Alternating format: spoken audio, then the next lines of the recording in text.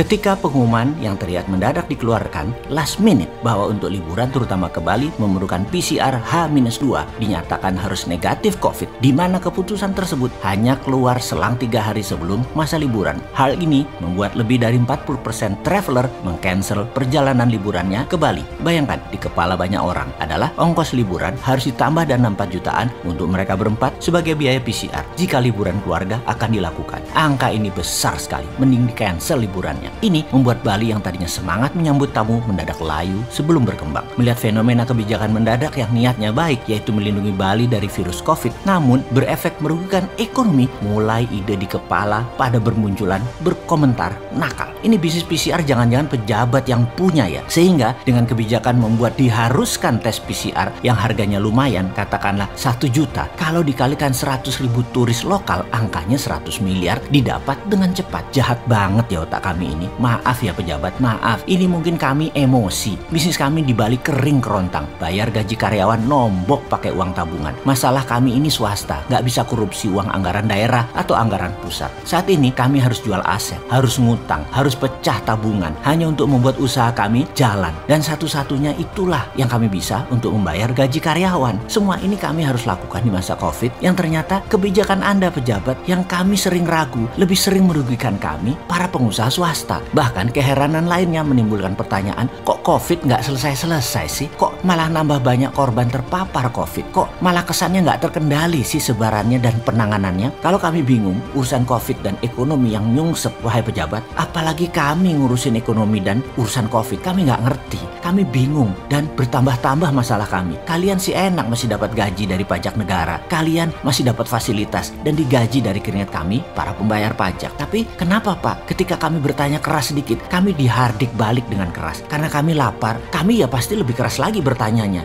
Anda pakai palu hukum loh, kok kami jadi takut ya bertanya jadinya? Kami kok tertekan ya jadinya? Jadi kami ini sementara itu diam. Namun semakin kesini kami makin lapar. Kami sudah pasti teriaknya nambah kenceng. Walau kami tahu teriakan kami akan dibalas dengan gonggongan buzzer yang sigap menggonggongi kami dengan menjelekkan orangnya, bukan apa yang kami pertanyakan. Gonggongan netizen bayaran tadi akan membuat suara kami menjadi samar dan hilang. Kebenaran yang kami bawa sering kebenaran polos, kalah dengan kebenaran versi buzzer yang lebih tersusun rapi dan terlihat benar. Maklum, mereka ada uangnya, kami lapar. Tapi kami tidak akan pernah berhenti berteriak. Kami tetap melanjutkan tradisi mengingatkan pejabat versi teriakan rakyat lapar. Namun pasti di akhirnya kami tetap membantu memberikan usulan solusi, walaupun tahu nggak akan dipakai usulan tadi oleh pejabatnya, karena pasti mereka tidak akan dapat cuan kalau usulan kami dijalankan. Kebijakan baru dibuat kalau ada cuan untuk kelompok mereka, untuk teman mereka, atau ke pejabat bersangkutan kali ya. Baik cuan secara langsung ke kantong atau tidak langsung. Itu yang kami lihat loh ya. Mungkin ini salah, tapi monggo dibenarkan. Jangan dimarahi ya. Kita bantu masalah COVID selesai dan pariwisata sekaligus. Atau kita selesaikan satu-satu. Tapi bagaimana kalau dua-duanya kita selesaikan sekaligus deh? 1